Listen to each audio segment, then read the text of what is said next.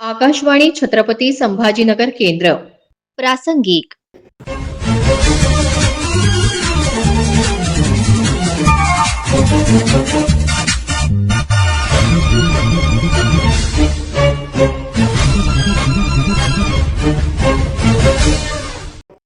केंद्र सरकारला नुकतीच 12 वर्ष पूर्ण झाली आहेत.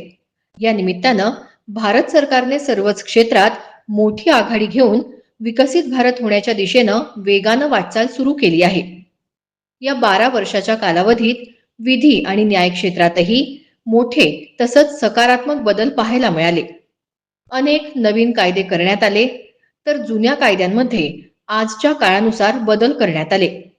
नवीन कायदे, त्यातल्या सुधारणा, त्याचे नागरिकांना होणारे लाभ याविषयी औरंगाबाद उच्च न्यायालयातले सरकारी वकील विधिज्ञ सचिन जोशी यांनी माहिती दिली. ते म्हणाले, सर्वप्रथम सर्वांशी निगडीत असलेल्या कर प्रणालीविषयीच्या कायद्याकडे आपण वळूया. केंद्र सरकारने 2017 साली GST कायदा पारित केला, म्हणजेच ज्याला की आपल्याला मराठीत वस्तू व सेवा कर असे म्हणता येईल, जो की 2017 साली पारित केला गेला. या नवीन कायद्यामुळे सर्व जुने कर विषयक कायदे हे रद्दबातल झाले. जे काही छुपे कर सामान्य नागरिकांना वस्तू खरेदी करताना द्यावे लागत होते ते या कायद्यामुळे बंद झाले व सर्वात महत्त्वाचे म्हणजे सुलभ व पारदर्शक अशी कर प्रणाली अस्तित्वात आली. याद्वारे केंद्र व राज्य सरकारे यांना समान वाटा या कर प्रणालीतून मिळतो. दुसरी महत्त्वाची सुधारणा जी की केंद्र सरकारने गेल्या 12 वर्षात केली आहे त्यात ते म्हणजे फौजदारी कायद्यातील सुधारणा. त्यात प्रामुख्याने म्हणजे भारतीय दंडविधान जे ब्रिटिशांच्या काळापासून भारतामध्ये अस्तित्वात होते, तसेच क्रिमिनल प्रोसिजर कोड, तसेच इंडियन एव्हिडन्स ऍक्ट म्हणजेच पुरावा कायदा, तिन्ही फौजदारी कायद्यामध्ये केंद्र सरकारने 2024 साली आमूलाग्र बदल घडवून आणला आणि ते एवढेच नव्हे तर त्यात त्याचे नावही बदलले. भारतीय दंडविधान जे इतके दिवस नाव होते का वर्षानुवर्षे, त्याचे नाव आता भारतीय न्याय संहिता असे करण्यात आले. तसेच क्रिमिनल प्रोसिजर कोड ज्याचे नाव आता बदलून भारतीय नागरिक सुरक्षा संहिता असे करण्यात आले. तसेच इंडियन एव्हिडन्स ऍक्ट म्हणजेच पुरावा कायदा ज्याचे नाव आता भारतीय साक्ष अधिनियम असे करण्यात आलेले आहे. याद्वारे भारतीय फौजदारी कायद्यांचे व फौजदारी यंत्रणेचे आधुनिकीकरण करण्याचा प्रयत्न केंद्र सरकारने केला आहे. पुढचा महत्त्वाचा कायदा म्हणजे जो की सर्व नागरिकांविषयी व याच्याविषयी संबंधित असलेला म्हणजे मुस्लिम महिलांच्या विवाह विषयक अधिकार. या संबंधी केंद्र सरकारने 2019 मध्ये जो कायदा पारित केला तो म्हणजे the Muslim woman protection of rights on marriage, म्हणजेच विवाहविषयक अधिकार. मुस्लिम महिलांचे विवाहविषयक जे अधिकार होते त्याविषयीचा हा महत्त्वाचा कायदा केंद्र सरकारने 2019ला पारित केला. हा कायदा म्हणजे 12 वर्षाच्या नरेंद्र मोदी सरकारच्या काळातील एक मैलाचा दगड ठरला असे म्हटले तर वावगे ठरणार नाही. याद्वारे मुख्यत्वे विवाहित मुस्लिम महिलांना एक स्थैर्य प्राप्त झाले. या अगोदर ज्या 3 तलाकच्या दबावाखाली विवाहित महिला या कायम असायच्या, परंतु या कायद्यानंतर या 3 तलाक यात लक्षणीय घट झाल्याचे दिसून येते. व जर कोणता पती आपल्या पत्नीस विनाकारण 3 तलाक वरून दबावाखाली अथवा त्रास देत असेल तर याचे अपराध किंवा गुन्हा या व्याख्येत समाविष्ट करण्यात आले आहे. पुढील महत्त्वाची कायदेविषयक सुधारणा जी केंद्र सरकारने केली आहे ती म्हणजे 2019 साली केलेला CAA कायदा म्हणजे citizenship amendment act.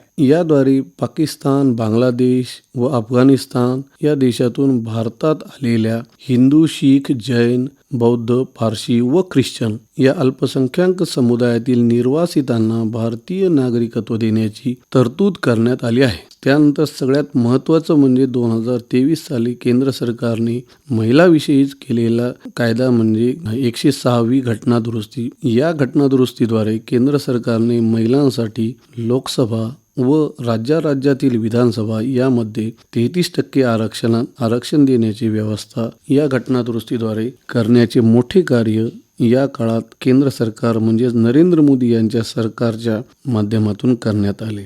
The transgender persons protection of rights act 2019 जो की तृतीय पंथीयांसाठी सुद्धा अतिशय महत्त्वाचा होता. ज्यांना म्हणजे समाजातून ज्यांच्याविषयी अतिशय घृणास्पद अशी वागणूक दिली जायची त्या तृतीय पंथीयांना सुद्धा मानव म्हणून एक जगण्याचा अधिकार या कायद्याने केंद्र सरकारच्या माध्यमातून देण्याचा प्रयत्न करण्यात आलेला आहे. या माध्यमातून तृतीय पंथीयांसाठी नोकरी, शिक्षणात व इतर ठिकाणी आरक्षणाची व्यवस्था याद्वारे करण्यात आली आहे. त्यामुळे या तृतीय पंथीयांसाठी महत्त्वाची अशी ही कायदा करण्यात केंद्र सरकारला फार मोठे यश आलेले आहे. जम्मू आणि काश्मीर पुनर्रचना कायदा. केंद्र सरकारने जम्मू काश्मीरचे 370 कलम हटवण्याचे, 370 द्वारे जे असलेले एक विशिष्ट असा दर्जा असलेले जे राज्य होतं ते या घटना दुरुस्तीतून आणि या कायद्यान्वये संपुष्टात आणण्यात आले आहे. या कायद्याचा सर्वात महत्वाचा बदल म्हणजे यानंतर जम्मू काश्मीर या राज्यामध्ये भारतीय राज्यघटना लागू करण्यात आली. सर्व भारतीय नागरिकांना या राज्यामध्ये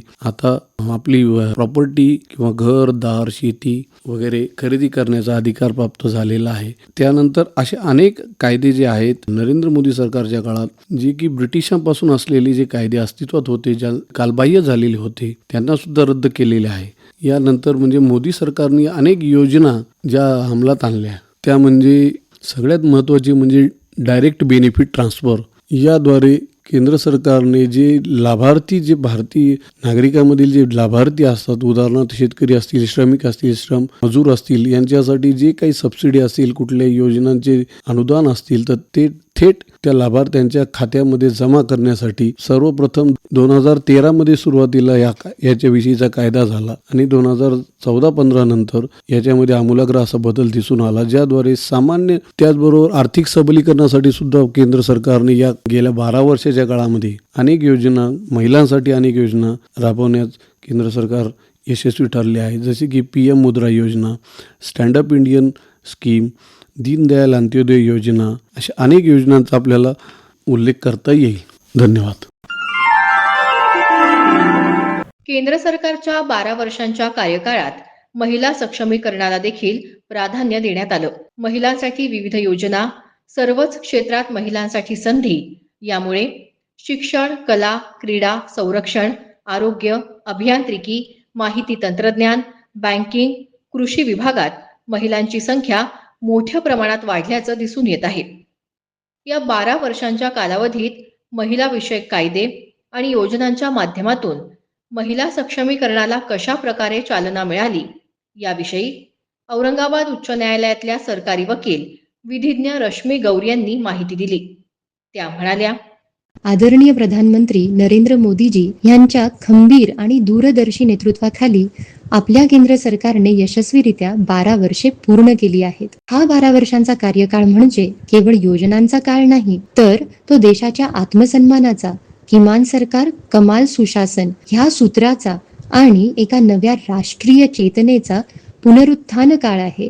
ह्या 12 वर्षात 24 कोटीहून अधिक नागरिक गरिबीतून बाहेर आले आहेत आणि यात सर्वाधिक वाटा आपल्या देशातील माता भगिनींचा आहे. स्वातंत्र्यप्राप्तीनंतर अनेक दशके महिला सक्षमीकरणाचा विचार फक्त कल्याणकारी योजनांपुरताच मर्यादित राहिला होता. परंतु 2014 नंतर केंद्र सरकारच्या धोरणांमध्ये एक फार मोठा वैचारिक बदल झाला. केंद्र सरकारने महिलांसाठी केवळ योजना आणल्या नाहीत, तर देशाचा विकासच महिलांच्या नेतृत्वाखाली व्हावा असा एक नवीन मार्ग आखला गेला. आज राष्ट्रपती पदाच्या सर्वोच्च आसनावर बसलेल्या आदरणीय द्रौपदी मुर्मू ह्या नव्या भारताच्या महिला नेतृत्वाचे सर्वात मोठे प्रतीक म्हणून उभ्या आहेत. देशातील माता आणि मुले निरोगी नसतील तर सशक्त भारताचे स्वप्न अपूर्ण नाही का राहणार? ह्याचाच विचार करून केंद्र सरकारने स्वच्छ भारत मिशन अंतर्गत देशात 11 कोटीहून अधिक शौचालये बांधून महिलांना सुरक्षा आणि सन्मान दिला. पूर्वी स्वयंपाकघरात लाकडाच्या धुरामुळे महिलांचे आरोग्य धोक्यात येत असे. त्यांच्या सुरक्षिततेसाठी केंद्र सरकारने प्रधानमंत्री उज्ज्वला योजना आणून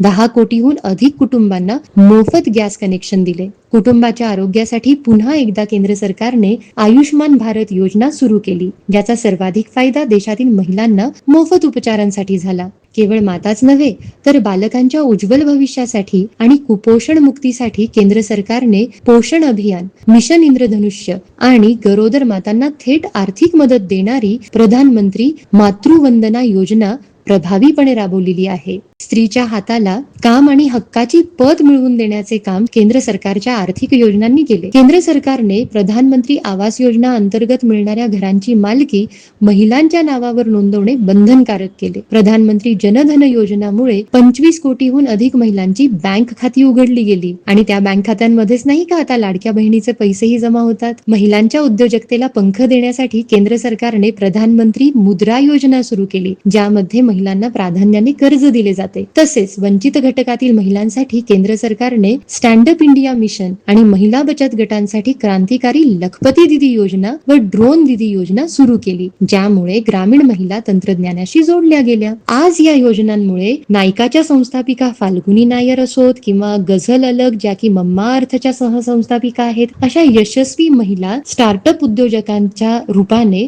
समोर आल्या आहेत. कॉर्पोरेट जगतात रोशनी नाडार आणि किरण मुजुमदार ह्या देशाच्या आर्थिक प्रगतीचे नेतृत्व करत आहेत. केवळ बिझनेसच नाही तर तसेच प्रशासकीय सेवेत IAS स्मिता सबरवाल आणि दुर्गा शक्ती नागपाल यांच्यासारख्या धाडसी अधिकाऱ्यांनी नोकरशाहीत महिलांचा दबदबा निर्माण केला आहे. स्त्रीला आर्थिक मदतीसोबतच केंद्र सरकारने दिलेल्या भक्कम कायदेशीर संरक्षणाची सर्वात जास्त गरज असते आणि ती मोदीजींच्या सरकारने पुरेपूर मिळवून दिलेली आहे. मोदीजी यांच्या मार्गदर्शनाखाली केंद्र सरकारने संसदेच्या माध्यमातून महिलांना त्यांचे न्याय्य हक्क मिळवून देण्यासाठी अनेक ऐतिहासिक कायदे केले आहेत. मातृत्व लाभ सुधारणा कायदा 2017 ह्या कायद्यान्वये कामकाजी महिलांसाठी गरोदरपणाची सवेतन रजा 12 आठवड्यांवरून थेट 26 आठवडे केली गेली, म्हणजेच साधारण 6 महिने. नारी शक्ती वंदन अधिनियम 2023 ह्या कायद्याने केंद्र सरकारने लोकशाहीतील सर्वात मोठा ऐतिहासिक निर्णय घेतला आणि ह्याद्वारे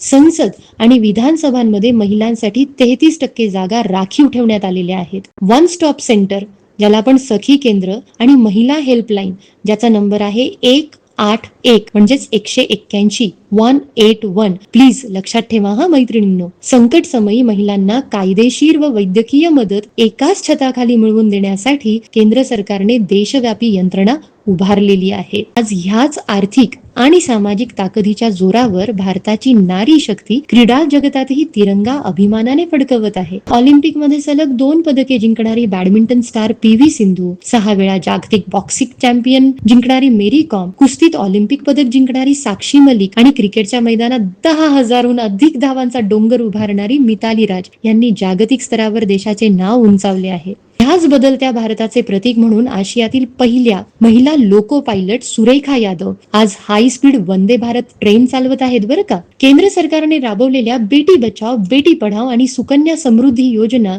या उपक्रमांमुळे मुलींच्या शिक्षणाला मोठी गती मिळालेली आहे. आज शिक्षणाच्या जोरावर आपल्या मुलींनी थेट अंतराळाला गवसणी घातली आहे. केंद्र सरकारच्या चांद्रयान 3 मोहिमेचे यशस्वी नेतृत्व इस्रोच्या वरिष्ठ शास्त्रज्ञ ऋतू करिधल आणि कल्पना कालाहस्ती यांनी केले. संरक्षण क्षेत्रात सुद्धा आपल्या महिला मागे नाहीत. मोदीजींच्या प्रेरणेने केंद्र सरकारने सैनिक स्कूल आणि NDAचे दरवाजे मुलींसाठी खुले केले. आज पहिली महिला फायटर पायलट म्हणून राफेल विमान उडवणारी स्क्वॉड्रन लीडर अवनी चतुर्वेदी आणि भावना कंठ आकाशाचे रक्षण करत आहेत. सियाचीनवर तैनात असणाऱ्या पहिल्या महिला लष्करी अधिकारी कॅप्टन शिवा चौहान आणि भारतीय नौदलात युद्धनौकेची कमान सांभाळणाऱ्या लेफ्टनंट कमांडर प्रेरणा देवस्थळी सीमेवर आपल्या शौर्याची गाथा रोज रोज लिहित आहेत. माझ्या बंधू आणि भगिनींनो, केंद्र सरकार आणि मोदीजींच्या दूरदृष्टीमुळे आज देशातील महिलांना एक भक्कम कायदेशीर ढाल आणि विकासाचे नवे आभाळ मिळाले आहे. गेल्या 12 वर्षात भारताने जी गरुड झेप घेतली आहे ना, त्याचे सार महिलांच्या ह्या बदललेल्या परिस्थितीत दडलेले आहे. देशाच्या अमृत काळातून विकसित भारताकडे जाताना आपली ही नारी शक्तीच ह्या रथाचे सारथ्य करेल ह्यात शंकाच नाही. आजची ही सक्षम झालेली भारताची नारी पाहून मला ह्या 4 ओळी आठवतात आणि तुम्हाला नक्कीच सांगाव्याशा वाटतात की ना कोणापुढे झुकणार आता, ना कुणापुढे ती थांबणार, घेऊन पंखात हे नवे आभाळ, आता ही नवदुर्गा थेट गगन कवेत घेणार. धन्यवाद. जय हिंद, जय महाराष्ट्र. केंद्र सरकारच्या 12 वर्षाच्या कार्यकाळात विधी आणि न्याय क्षेत्रात झालेले बदल तसंच महिला सक्षमीकरणासाठी असलेले कायदे आणि योजनांची माहिती प्रासंगिक या सदरात आताच आपण ऐकलीत. हा कार्यक्रम आकाशवाणी छत्रपती संभाजीनगर केंद्राच्या प्रादेशिक वृत्त विभागाने सादर केला. सादरकर्ते समरजित ठाकूर, निर्मिती सहाय्य धनंजय ब्रह्मपूरकर.